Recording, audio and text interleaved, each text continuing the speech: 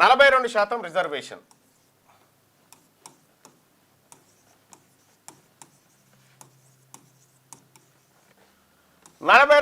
Reservation విషయంలో నేను ఇదే వేదిక నుంచి ఛాలెంజ్ చేసిన. ఈ ఆర్డినెన్స్ ద్వారా తెలంగాణ రాష్ట్రంలోని బీసీలకు విద్యా ఉద్యోగాలు స్థానిక సంస్థల ఎన్నికల్లో 42% రిజర్వేషన్ కల్పించినట్టు నిరూపిస్తే నేను రాజీనామాకు సిద్ధమని సవాలు విసిరినా. ఇవాళ రాష్ట్ర ప్రభుత్వం ఏం చేస్తూ ఉందో మనం బాగా గమనించాలి.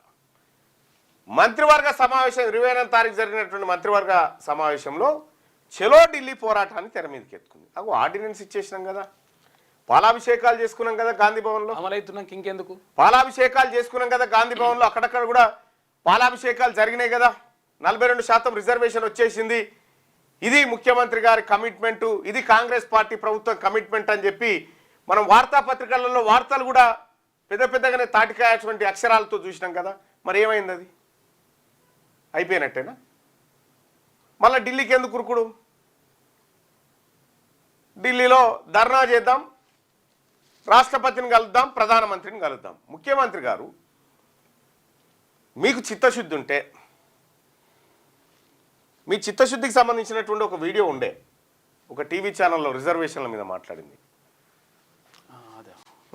ఉందా? రిజర్వేషన్ల అంశాన్ని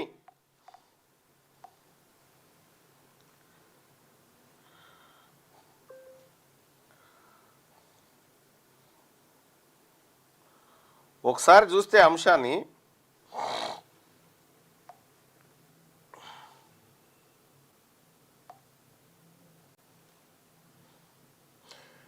ముఖ్యమంత్రి రేవంత్ రెడ్డి గారికి బీసీల పట్ల ఎంత ప్రేమ ఉంది, ఎంత తాను ఈ ప్రజల కోసం చేయాలనుకుంటుండు, ఈ అంశాలన్నీ ఒకసారి చూసుకుంటే చాలా ఏదో ఛానల్లో మాట్లాడినటువంటి బయట ఒకటి ఉండే.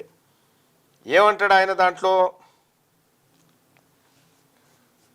ఏమంటాడంటే, రాష్ట్రాల చేతుల్లో లేదు అది అసలు రాష్ట్రాల చేతుల్లోకి ఈ రిజర్వేషన్ అంశం తీసుకురాకూడదు, ఎవడన్నా అది అడిగితే జైల్లో పెట్టాలని చెప్పిండు. అంటే రిజర్వేషన్ల పట్ల ముఖ్యమంత్రి గారికి ఉన్నటువంటి చిత్తశుద్ధిని మనం ఈ రకంగా అర్థం చేసుకోవచ్చు.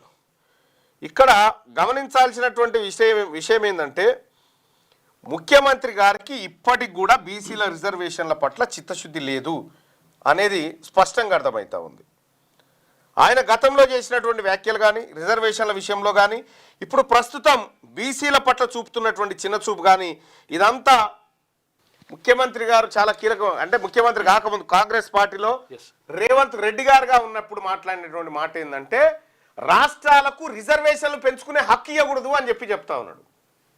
వా, రేవంత్ రెడ్డి గారు చాలా అద్భుతంగా మాట చెప్పారు మీరు. ఇక్కడ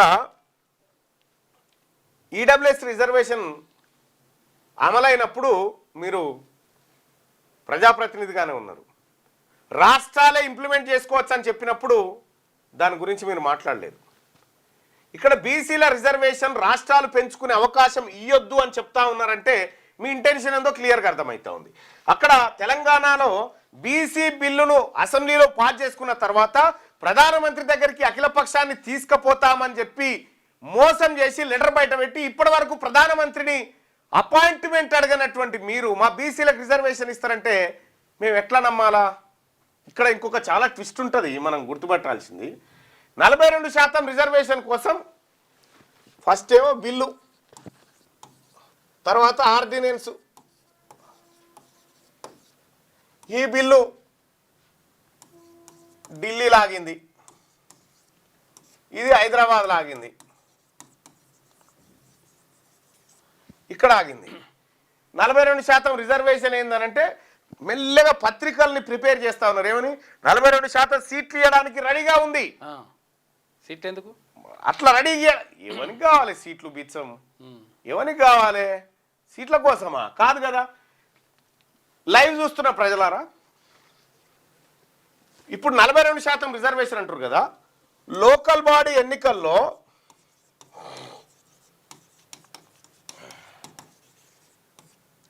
లోకల్ బాడీ ఎలక్షన్స్లో 42% అంటారు. కానీ ఇప్పుడు ఎంతమంది ఉన్నారు ఎరికేనా? 160% మంది బీసీలే ఇప్పుడు లోకల్ బాడీ ఎన్నికల్లో ప్రతినిధులుగా ఉన్నారు. ఇప్పుడు ఉన్నారు ప్రెసెంట్గా. ఈ 42 ఇయ్యక ముందుకే 42 తర్వాత ఎందుకు లోకల్ బాడీలో 60% మంది ఉన్నారు ఇప్పుడు? ఎందుకు అనంటే లోకల్ బాడీ ఎన్నికల్లో లైవ్ చూస్తున్న ప్రజలారా ఒకసారి మీతోని చర్చకు వద్దాం. తెలియదు కాబట్టి అసలు రాష్ట్రాలకు రిజర్వేషన్ల అధికారం ఇవ్వడం అనేది సరే నేరం సంగతి చూద్దాం కానీ చట్టం తీసుకురావాల్సిందన్న. మీ లైవ్ చూస్తున్న ప్రజలారా, మీ ఊర్లో జరిగిన సర్పంచ్ ఎన్నికలలో జనరల్ స్థానంలో బీసీలు పోటీ చేసిర్రా? మీ గ్రామాల్లో జరిగినటువంటి సర్పంచ్ ఎన్నికల్లో జనరల్ స్థానాల్లో బీసీలు పోటీ చేసిరా? దయచేసి ఎస్ అయితే ఎస్ అని పెట్టండి. ఏం జరిగిందో ఇంకా ఈ ఇన్డెప్త్కి పోతే మీకు అర్థమవుతుంది. ముగ్గురు పిల్లల నిబంధన తీసేసినట్టయినా ఇంకా తీసేయలేదు, క్లారిటీ లేదు. ఎందుకంటే ముగ్గురు పిల్లల నిబంధన ఎత్తేస్తే బీసీలంతా రాజకీయాల్లోకి వస్తారు కదా. ఎస్, పోటీ చేసిండ్రు, చాలా చోట్ల చేసిండ్రు. నో అని కొంతమంది, చేసిరని కొంతమంది, చేయలేదని కొంతమంది అభిప్రాయం చెప్తా ఉన్నారు. చేసిరు కదా. అంటే జనరల్ స్థానాల్లో ఎందుకు బీసీలు అక్కడ పోటీ చేయగలిగిరంటే, ఒక గ్రామం, ఒక 1000 మంది జనాభా, 1000 మంది జనాభా ఉన్నారు. ఇది గ్రామ సర్పంచు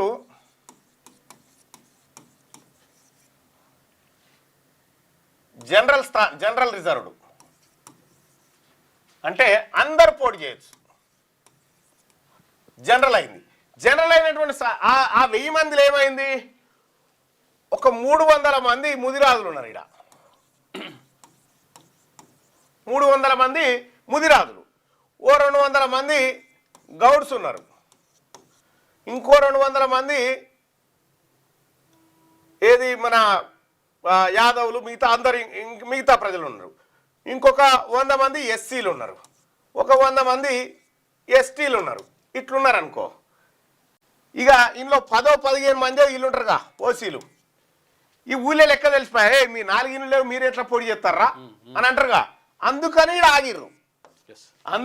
ఆగిర్రు. అట్లా మనకు జనరల్ స్థానాల్లో పోటీ చేస్తా ఉన్నాం.